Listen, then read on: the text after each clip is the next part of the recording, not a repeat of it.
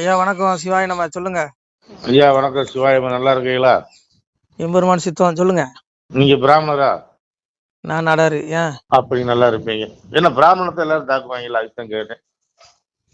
நான் என்ன சொல்றேன், ஜாதிய பாகுபாடே வேண்டாங்கிறேன். நான் ஜாதியை பத்தி பேசுறேங்க. எல்லா மனிதர்கள் கருப்பு சட்டை போட்டு பிசாசு குரூப் ஒன்று இருக்கு. சரி அதான் பாவம்னா பார்ப்பனியும் பார்ப்பனியும் அவங்க என்ன சொல்லுவாங்க. சரி இந்த கி வீரமணின்னு ஒரு குரூப் ஓய்சோத்துனே காலத்தை கடத்துற நபரு பிராமண திட்டுறாங்க. சரி இந்த மதியவரன் ஒண்ணு இருக்கு, மண்டையில மூளையும் இல்ல, உள்ள முடியல மூளையும் இல்ல. சரி அது முளைக்கவே இல்லை, அதெல்லாம் பேசிட்டு இருக்கு பிராமணர்களை. சரி வரலாறு தெரியல, ஒண்ணும் தெரியல, எதையும் படிக்கிறதுல போல் இருக்கு. இப்ப இந்த ட்ரம்ப் ஒருத்தர் இருக்கிறாருல்ல அமெரிக்காவுல, அவருக்கு கீழே ஒரு ஆள் சொல்றேன், ரஷ்யாவுல பெட்ரோல் வாங்கினால பிராமணர்கள் தான் புரைக்கிறாங்களாம். ஏன் பிராமணன் மட்டும் தான் இந்தியாவுக்குள்ள பெட்ரோல் போட்டு வண்டி ஓட்டணும், மத்த யாருமே பெட்ரோல் போறது இல்லையா? இருக்கிற அவங்களே சொல்றாங்க, பிராமணர்கள் இருக்கிற 2% 3% சொல்றானுங்க. அப்புறம் ஏன் அவங்களே போய் தாக்கி தாக்கி வயிறு விளக்கணும்? உங்களுக்கு ஏதாவது விவரம் தெரிஞ்சா சொல்லுங்க, கேட்போம். ஒண்ணு புரிஞ்சுக்கிடுங்க. அதாவது இவனுங்க பிராமணர்களை திட்ட பிறப்பு அவங்க மேலதான் வருவாங்க. ஏன்னா அவங்க திருப்பி திட்ட கூட மாட்டாங்க. பிராமணன் என்ன சொல்லுவான், பெருமாள் பாத்துக்குவாருமா. உண்மைதான், எம்பெருமானே சொல்றான், அடிப்பார் அடிக்க வந்தால் அடியை சகித்திடுங்கோ, வம்பு வசைகள் கூறி வைதாலும் கேட்டிடுங்கோ, அவனவன் செய்யும் குற்றம் உங்கள் ஆண்டினான் அறிவேனடா. யார் அறிவா? எம்பெருமா கடற்கரை ஆண்டி, அருகரத்தோன் வாழும் ஆழிக்கரையாண்டி நருகரத்தோனான நாராயணமூர்த்தி எம்பெருமா பார்க்கடல பள்ளி கொண்டிருக்கானே. வாரி வாரி வரம்பை விட்டு வையகத்தில் வாராமல் காரியமாய் பள்ளி கடலில் துயில்வனே. அந்த கடல்ல ஆதிசேடன் மேல பள்ளி கொண்டிருக்கானே பார்க்கடல எம்பெருமா, எங்க அப்பா பரம்பொருள். அவன் கேட்பாங்க, நீங்க எதுக்கு இந்த மதிவதை நீந்த கீ வீரமணி எல்லாம் எத்தனை வருஷம் எல்லாம் ஆத்ம சிந்தனை இல்லாத கும்பல் இதெல்லாம். உடலை மட்டும் தான் பார்ப்பான். ஒரு செத்துக்கு அப்புறம் எல்லாம் முடிஞ்சிருன்னு நினைக்கிறான். ஏடா டே, செத்துக்கு அப்புறம் தான்டா உண்மையான வாழ்க்கை இருக்கு, விடுதலை, ஆத்ம விடுதலை. அந்த ஆத்மாவை எங்க கொண்டு போடுவான் எம்பெருமா? பாவி அவன் செத்து பஸ்பமாய் போனாலும் ஆவியை கண்டு ஆக்கினைகள் செய்திடுவேன்கிறான். நீ 100 வருஷம் பூமியில சுகபோகமா வாழ்வடா, உனக்கு ஆயுள்காலம் கொடுத்துருக்கான், உனக்கு எந்த நோயும் வராது, குடும்பத்துக்கு பிள்ளை குட்டி எல்லாம் சொத்து சேர்த்து நல்லா வாழ்ந்துட்டு செத்துருவேன். ஆனா உடைய ஆத்மாவை கொண்டு எங்க கொண்டு போடுவான்? உன் உடம்பு பஸ்பமாயிரும், உடைய ஆவி ஆத்மா கொண்டு நரகத்துல போட்டு கதவு மூடுவேங்கிறான் எம்பெருமா. அதனாலதான் பிராமணர்கள் என்ன சொல்றான், எவன் திட்டலாம் திட்டிட்டு போடா, சந்திரனை பார்த்து ஏதோ குலைச்சதுன்னு சொல்லுவாங்க. அந்த மாதிரி நீ திட்டிக்க, நாங்க சகிச்சுக்கிறோங்கன்னா சகிச்சுக்கிறாங்க. அதனால சரி, ரொம்ப தாக்காதீங்க யாரையும். ஒண்ணு புரிஞ்சுக்கிடுங்க. அதாவது பிராமணர்கள் திட்ட பிராமணர்கள் நல்லாதான் இருப்பாங்க. ஏன்னா கீதையில பகவான் தெளிவா சொல்றான்.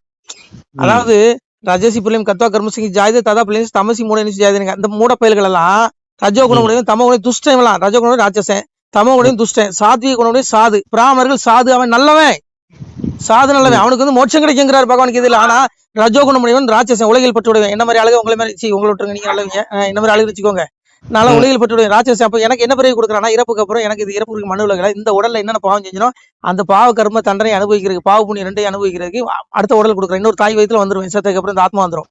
ஆனா துஷ்டன், தமோ கொண்டு துஷ்டன், இந்த கடவுளை திட்டுறவன், பிராமணர்களை திட்டுற இந்த கும்பலை மொத்த பயல்களையும் நரகத்துல கொண்டு போட்டு இவனோட கொள்ளைய உருவங்க. அவன் ஆத்மாவை கொண்டு எங்கோட்டு போறான்? நரகத்துல. அதான் எங்க அப்ப சொன்னா, என்னையே கனியாவண்ணம் ஏழையா இருந்த சான்றோர் தன்னையே பழித்தோர் எல்லாம் சல்லமது துயரங்கண்டு அந்நீச நரகம் தண்ணில் அகப்பட தள்ளி தள்ளி கொன்று நான் சான்றோருக்கு கொடுப்பேன் மேல் போயிசுங்கிறான்.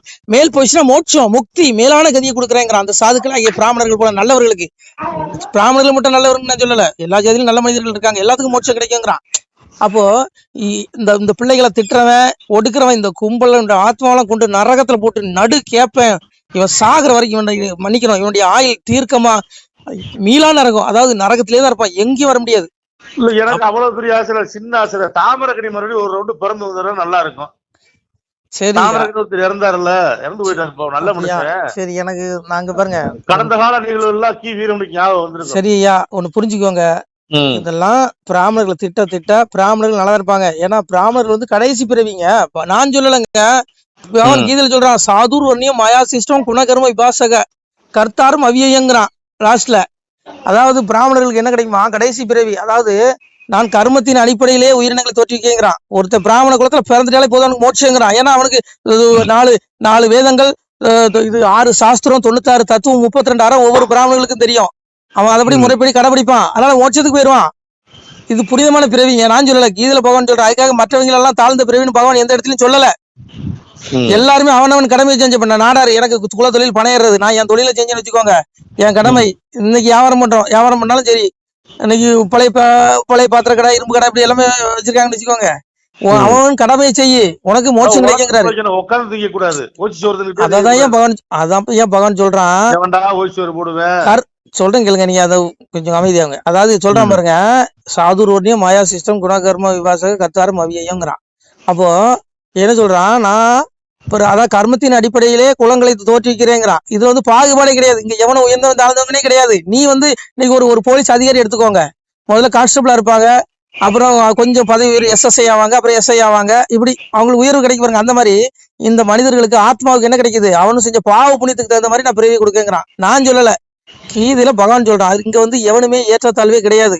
அதான் அதே பகவான் சொல்றான் பாருங்க, அறிந்து பல சாதி முதல் அன்பு ஒன்றுக்குள்ளானால் பிரிந்து மிக வாழாமல் பெரியோராய் வாழ்ந்திருப்பார். எல்லா ஜாதி பிள்ளைகளும் அன்பு ஒன்றுல நீங்க ஐக்கியமானீங்கன்னா நீங்க ஒரு தாய் பெற்ற பிள்ளைகள் போல நல்லா சந்தோஷமா இருப்பீங்க. எந்த சாதி சண்டை சச்சரவு வராதுங்கிற அதே பகவான் தான் சொல்றான். அதே பரமாத்மா கிருஷ்ணன் தான் சொல்றான். அறிந்து பல சாதி முதல் அன்பு ஒன்றுக்குள்ளானால் பிரிந்து மிக வாழாமல் பெரியோர் வாழ்ந்திருப்பாருங்க. அப்போ சாதுக்கள் நல்லவர்கள், எந்த ஜாதியில இருந்தாலும் அவன் நல்லவன் தான். அவன் பிராமணனா இருந்தாலும் சரி, அவன் எந்த ஜாதியா இருந்தாலும் நல்லவன் தான். இவனுங்க வந்து வேணுனே இந்த ஓட்டுக்காக இந்த ஜாதிய பிரச்சனையை உண்டு பண்ணுவானுங்க. நீ பிராமண தலையில உதிச்சோம், பிராமணன் நீங்களும் காலில் வந்தீங்கன்னா குத்தி விடுவான். டே பகவான் எந்த இடத்துல சொல்ல, எல்லாரும் என்னுடைய பிள்ளைகள்ங்கிறான். புரியுதா உங்களுக்கு? எல்லாமே இறைவனோட குழந்தைகள் தான், எல்லாமே நான் தான் படைச்சேங்கிறான். சாமி அதான் சொன்னாரு, உண்டாக்கி வைப்பதும் நான் உலகில் அழிப்பதும் நான் மகனே, கண்ணு மக்கா என் சூத்திரத்தை கண்டறிந்து வாருங்கப்பா 13 குளிர்ந்து பாடுகிறேன் சிவகாண்டாங்கிறான். பரம்பொருளை சொல்றான். இந்த உலகத்துல உண்டாக்குறது படைக்கிறது எல்லாம் நான் தான். ஆனா நம்ம சேர்த்து இப்ப நானே இருக்க நான் சேர்த்து போயிட்டு வச்சுக்கோங்க, என் ஆத்மா நான் என்னென்ன பாவம் செஞ்சோம் அதுக்கு தகுந்த மாதிரி என்ன சொல்றான், அந்தந்த ஜீவராசிகள் செய்த கர்ம வினை கேட்டவாறு அவர்களை படைக்கிறேங்கிறான். நான் செஞ்ச பாதுக்கு தகுந்த மாதிரி என்ன வந்து பிச்சைக்காரனாவோ இல்ல ஒரு நோய் நொடியிலையோ என்ன வந்து ஒரு ஏற்றத்தாழ்வோ எதுலயோ ஒண்ணு படைச்சிருவான். அதனால அதுக்காக நான் பகவானை குறை சொல்லி என்ன பிரச்சனை, நான் செஞ்ச பாவம் எப்படி கடவுள் நீ குறைச்சிட முடியும்? கடவுள் எதுக்கும் காரணம், நீ செஞ்ச கர்மம் அனிஷ்டம் இஷ்டம் திரிதம் கர்மங்கிறான். பௌத்த தியாகம் பிரதேச சன்னியாசம் கசித்துங்கிறான். அதாவது என்ன சொல்றான், இம்மனிதர்கள் கர்மத்தின் பயனை தியாகம் செய்யாத மனிதர்களுக்கு கர்மத்தின் பயனான நல்லதும் தீயதும் மேலும் இரண்டும் கலந்ததுமான பயன்கள் இறந்த பிறகு கட்டாயம் கிடைக்கும். நீ செத்ததுக்கு அப்புறம் நீ செஞ்ச பாவத்தை உடைய ஆத்மா அனுபவிக்கும். அந்த உடல் செத்து போயிடும். உடல் ஒண்ணு பண்ண முடியாது, உடல் இயந்திரம்.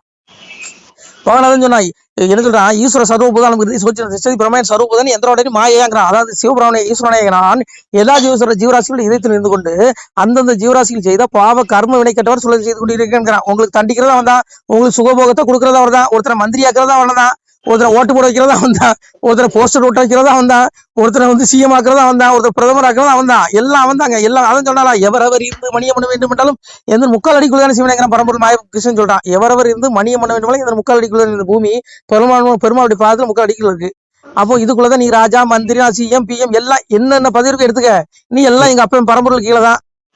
யாரும் சொல்றான், காலத்தை கணக்கெடுவில் நான் காலன் தண்டித்து அடக்குவதில் யமன்கிறான். நான் தானே யமன், நான் தானே காலை ஒவ்வொரு ஜீவராசிக்கும் காலை கொடுத்துறேன். இத்தனை வருஷம் உனக்கு உண்டு, அது வரைக்கும் நீ நல்லதை கட்டு, நீ உன் விருப்பம் உனக்கு சுதந்திரம் கொடுத்துறான், நீ எதோ சரியா நீ இதை அனுபவிப்பேங்கிறான். புரியுதா உங்களுக்கு?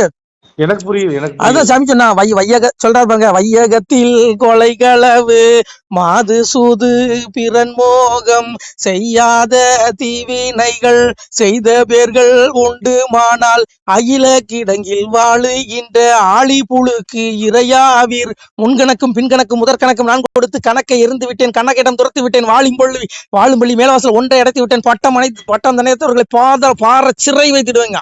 இந்த ஆத்மாவை முன்கணக்கு பின்கணக்கு எந்த கணக்கும் பார்க்க மாட்டான். அந்த துஷ்டபைல்களை இன்னைக்கு பிராமணர்கள் திட்டமா இவனுங்களெல்லாம் கொண்டு உனக்கு சங்க பிடிச்சவங்கள ஆத்மாவை உடலை பிடிக்க மாட்டான். சங்க நாள் முடிஞ்சவங்களும் எம வந்து சங்க பிடிச்சு கொண்டு போய் எம்பெருமான் என்ன பண்ணுவானா, நரகுல ஆளி கிடங்கில் வாழ்கிட்டு ஆளி புழுக்கிறார். ஆளி ஒரு பெரிய கடல் இருக்கா நரகத்துல, அந்த கடல் முழுவதும் புழுவா இருக்குமா, அந்த இடத்துல ஆத்மாவுக்கு தூக்கி வீசிடுவான் பாட்டுக்கு வந்துருவான்.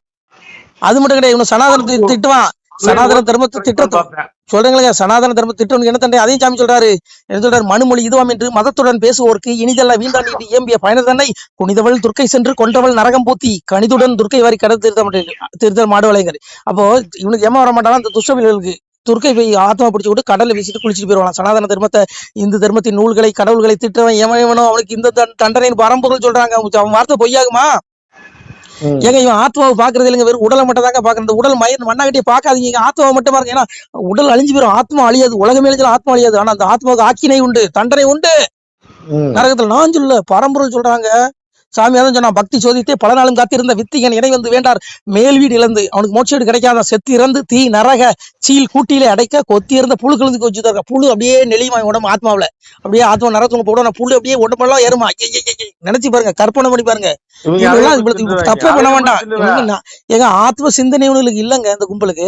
அதையும் முடிச்சு தும்ப புளியும் தின்று வாங்குறீங்களா? சொல்ல முடியாது. சரி தின்ட்டு போறானுங்க, விட்டுருங்க. இங்க பாருங்க, சரி ஒண்ணு புரிஞ்சுக்கோங்க. இங்க பிராமணர்கள் போன்ற நல்லவர்களை சாதுகளை எவன் திட்டானோ அவனுக்கு தண்டனை பரம்பொருள் கொடுக்குறான். நீங்க ஏங்க போட்டு கதறிட்டீங்க? விட்டுருங்க. அவங்களே கண்டுக்கிறது இல்ல. அவங்களுக்கு தெரியுங்க, அவங்க எல்லா சாஸ்திரம் படிச்சிருப்பாங்க. எவனுக்கு என்ன தண்டனை, இந்த வீரமணி திட்டுறனால வீரமணிக்கு என்ன தண்டனை, இந்த பொண்ணு அந்த என்ன மதிவதனி திட்டுறது அதுக்கு என்ன தண்டனை, எல்லாமே எம்பெருமான. ஏங்க பிராமணர்கள் ஞானம் உள்ளவருங்களே. நான் பாருங்க, சாதாரண பண்ணவருங்க. நான் யாரு, ஒரு பனையேறி குடும்பத்துல பிறந்த எங்க அப்பா இப்பவும் பலதான் இருறாரு. நானே என்ன பாருங்க, எனக்கே இறைவன் இவ்வளவு ஞானம் கொடுத்துருக்கும் போது 96 தத்துவம் 32 அறம் 6 சாஸ்திரம் 4 வேதங்கள் கட்ட ஒரு வேதியனுக்கு எவ்வளவு ஞானம் இருக்கும். நம்ம எதுவுமே அவங்களுக்கு சொல்ல வேண்டிய இல்லைங்க, அவங்களுக்கு எல்லாம் தெரியும். அவங்க அதனாலதான் அடைச்சி போடான்னு போயிடுவாங்க. பிராமணனுக்கு ஒரே ஒரு சிந்தனை தான் இருக்கும், ஆத்ம சிந்தனை. பிரம்மத்தை வந்தவன் அவனுக்கு தெரியும் மோட்சம் அடையணுங்கிறது. அதனால நீங்க பிராமணர்களை பாருங்க, பிராமணர்கள் கூந்தல கூட ஒருத்தனாலையும் தொட முடியாது. போன வைங்க. நமச்சிவாய். சொல்லுங்க ஐயா, வேற என்ன சந்தேகம்? ஐயா, பிராமணர்களை யார் திட்டினாலும் உங்களுக்கு தண்டனை உண்டு? பிராமணர்கள் நான் திட்டினாலும் தண்டனை உண்டு, நீங்க திட்டினாலும் தண்டனை உண்டு, எவன் திட்டினாலும் தண்டனை உண்டு. எவனும் இதெல்லாம் தப்ப முடியாது பாவத்துல இருந்து. நான் சொல்லல, பகவான் சொல்றான்.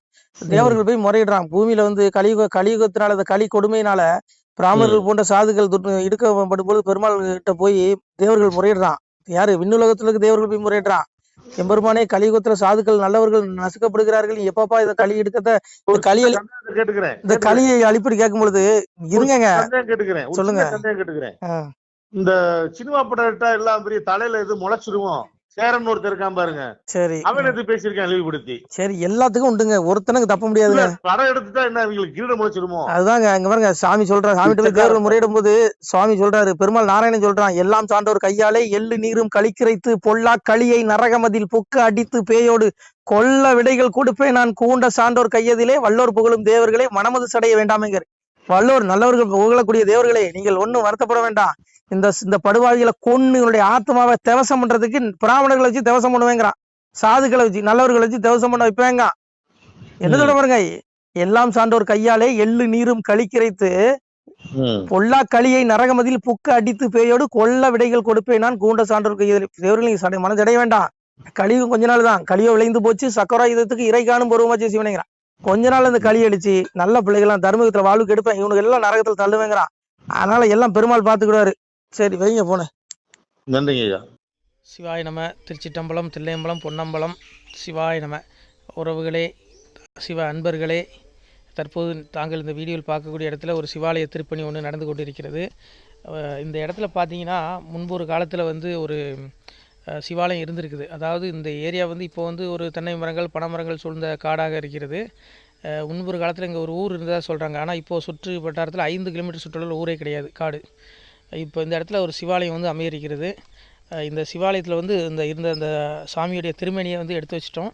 திருப்பணி முடிஞ்சதுக்கப்புறம் பிரதிஷ்டை பண்ண இருக்கிற உறவுகளே, தற்போது இந்த வீடியோ பார்க்கக்கூடிய உறவுகள் தங்களால் முடிந்தால் ஒரு சின்ன உதவி செஞ்சு கொடுங்க. எங்கள் இடத்துல பொருளாதாரம் இல்லை, அதனால் பார்த்திங்கன்னா அந்த வேலையெல்லாம் அப்படியே நின்று போச்சு. பாருங்கள், இந்த அப்படியே பாதியிலே நிற்கிது இந்த சிவாலய திருப்பணி வந்து. பக்த கோடிகள், அன்பு உள்ளங்கள், தயவுசெய்து நீங்கள் உதவி செய்ய விருப்பமுள்ள உறவுகள் உதவுங்க. உங்களுக்கு கோடி புண்ணியம் கிடைக்கும். இந்த சாமியோடைய அருள் அனுகிரகம் உங்களுக்கு கண்டிப்பாக கிடைக்கும். இது வந்து ஒரு புகழ்பெற்ற சிவாலயம்னு கூட சொல்லலாம். சாமியோட திருமணியை எடுத்து வச்சிட்டோம். இந்த இடத்துல பார்த்திங்கன்னா ஒரு வாசி தண்டம் இருக்குது. அந்த காலத்தில் ஒரு முனிவர் யாரோ தவம் செஞ்சுருக்காங்க. அவங்களுடைய வாசி தண்டம் அவர் திருக்கரங்களால் எழுதின ஓலைச்சுவடி கூட இன்றும் இருக்குது, இன்னும் பாதுகாக்கப்பட்டு வருது. அது கோயில் திருப்பணி முடிஞ்சதுமே அதையும் நாங்கள் அந்த வழிபாட்டுக்கு வச்சுடுவோம். இந்த சிவாலய திருப்பணி வந்து சாமி திருநாமம் வந்து முக்தீஸ்வரர் அப்படிங்கிற திருநாமத்தில் வழங்குறாரு. நெல்லை மாவட்டம் நாங்குநேரி தாலுகாவில் இந்த சிவாலயம் அமைய இருக்கிறது. உறவுகளே, இந்த வீடியோ பார்க்கக்கூடியவங்க ஒரு 2 பேருக்காவது கொஞ்சம் ஷேர் பண்ணுங்கள். இந்த வீடியோ பார்க்கக்கூடிய யாராவது ஒரு சின்ன உதவி செஞ்சால் இந்த ஆலய திருப்பணி வந்து கண்டிப்பாக நாங்கள் வெற்றிகரமாக முடிச்சுடுவோம். பாருங்கள், அந்த வேலை எல்லாமே அப்படியே நிற்கிது. கல்லெல்லாம் இறக்கி போட்டிருக்கோம். இன்னும் நிறைய கற்கள் தேவைப்படுது. சுவாமியோடைய அந்த திருக்கோபுரம் பார்த்திங்கன்னா லிங்க வடிவிலே அமைக்க இருக்கிறோம். உதவுங்கள் உறவுகளே. உங்களுக்கு அப்பா சிவபெருமானுடைய அருள் நிச்சயம் கிடைக்கும். எம்பெருமான் சொல்வான், வாழுவீர் தாழ்வில்லாமல் மக்களும் கிளைகள் கொஞ்சி நாளுமே மகிழ்ச்சியை கூர்ந்து நலமுடன் வாழும்போது நீளுமே எனது செங்கோல் நீதியும் நெறிபோல் வந்து ஆளுமே உங்கள் தன்னை அன்புடன் அலையாவண்ணம். உங்களை எம்பெருமானுடைய அப்பாவுடைய திருவாசகத்தாலேயே வாழ்த்துறோம் உறவுகளே. ஆணுடன் பெண்ணும் பெற்று அதிகமாய் செல்வமாகி தானுடன் நினைவுமுற்று தர்மமும் நெறியும் கற்று வேணும் நீள் காலமெல்லாம் வெள்ளியர் உடனே வாழ்ந்து போனுதல் கமலநாதன் பொற்பதம் பெற்று வாழ்வீர். அந்த ஈசனுடைய பொற்பதம் நிச்சயம் கிடைக்கும். உங்களுக்கு இகத்திலும் சுகம், பரத்திலும் சுகம். உங்களுக்கு கர்ம வினைகள் மன்னிக்கப்பட்டு உங்களுக்கு நிச்சயம் மோட்ச வீடு கிடைக்கும். இகத்தில் பூரண ஆயுளுடன் நோய் நொடி இல்லாமல் வாழ்ந்து நீங்கள் பரவாழ்வும் பெறுவீர்கள் உறவுகளே. மக்களே, நீங்கள் எல்லாம் வாழ்பொன்னம் பதியிற் சென்று முக்கியமான யுகநில மதிலே தன்னால் கக்கிய பொன்கள் ஸ்வர்ணம் கைமணம் குளிர அன்னம் பொக்கிஷம் நிறைய வைத்து புகழ உண்டு இனிதாய் வாழ்வீர். இந்த இகவாழ்வும் பரவாழ்வும் உங்களுக்கு சுகப்பட அப்பன் ஈசனர்களால் வாழ்த்துகிறோம். இந்த திருப்பணிக்கு உதவி செய்ய ஒரு ஜிபே எண் சொல்கிறோம். இந்த எண்ணில் நீங்கள் உதவலாம். நீங்கள் இந்த எண்ணிலே நீங்கள் தொடர்பு கொள்ளலாம். ஜிபே, ஃபோன்பே, வாட்ஸ்அப் எல்லாம் இந்த நம்பர் தான். 93 85 44 31 06 93 85 44 31 06 இந்த எண்ணில் நீங்கள் உதவலாம், தொடர்பும் கொள்ளலாம். வாட்ஸ்அப்பும் இந்த எண்ணு தான், ஜிபே இந்த எண்ணு தான் உறவுகளே. முடிந்த அளவுக்கு ரெண்டு பேருக்காக ஷேர் பண்ணுங்கள். இந்த வீடியோ பார்க்கக்கூடிய யாராவது ஒருத்தர் சின்ன உதவி, நீங்கள் பெரிய அளவில் செய்யணும் கூட, நீங்கள் ₹1 நீங்கள் தந்தாலும் மனசார வேண்டி ஏற்றுக்கிறோம் உறவுகளே. உதவுங்கள். முடிஞ்ச அளவுக்கு ஷேர் பண்ணுங்கள். நன்றி. சிவாய நம. திருச்சிற்றம்பலம், தில்லையம்பலம், பொன்னம்பலம். உறவுகளே, நம்ம இந்த இடத்துல வாழ்ந்து மறைந்த ஒரு சித்த மகாபுருஷர் பயன்படுத்திய பல 100 ஆண்டுகளுக்கு முன்பு உள்ள வாசி தண்டம் ஒரு சித்த மகாபுருஷர் பயன்படுத்தியது. அவர் திருக்கரங்களால் எழுதிய அந்த ஓலைச்சுவடி கூட பாருங்கள், இன்னும் பாதுகாக்கப்பட்டு வருது. இந்த சிவாலயம், நம்முடைய அந்த சிவாலய திருப்பணி முடிந்ததுமே எம்பெருமான் அவர் எழுதிய அந்த சிவனை பற்றி புகழ்ந்து எழுதிய அந்த பாடல் வரிகள் இதில் இருக்குது. இந்த வாசி தண்டம் அவர் பிரதிஷ்டை செய்த அந்த லிங்க திருமேனியையும் இந்த இடத்துல நாம் இந்த ஆலயம் கட்டி நாம் பிரதிஷ்டை செய்திருக்கிறோம். அனைவரும் இந்த ஆலய பிரதிஷ்டைக்கு கண்டிப்பாக வரணும். முடிஞ்ச அளவுக்கு வீடியோ பார்க்குறவங்க உதவி பண்ணுங்கள் உறவுகளை. பொருளாதாரம் இல்லாமல் திருப்பணி நின்று போச்சு. முடிஞ்ச அளவுக்கு ஷேர் பண்ணுங்கள், உதவுங்க. நன்றி. நம சிவாய. திருச்சிற்றம்பலம், தில்லையம்பலம், பொன்னம்பலம். இந்த புண்ணிய பலன் தங்களுக்கு உடான கூடிய வரும் உறவுகளை. நம சிவாய்.